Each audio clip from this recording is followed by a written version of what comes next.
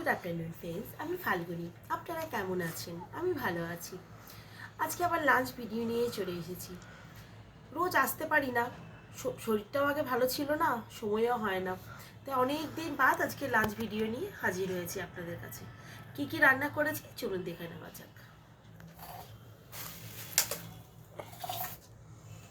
করেছি ভাতটা আমি দিয়ে দেবো থালার মধ্যে।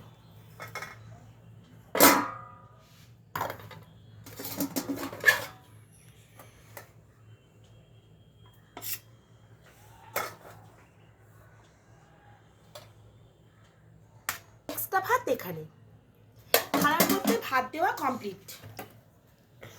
এখানে করেছি মাছের মাথা দিয়ে মুগের ডাল,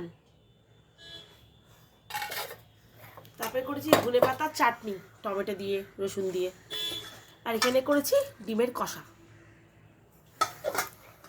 আজকে বেশি কিছু রান্না করিনি, হালকার মধ্যেই করেছি।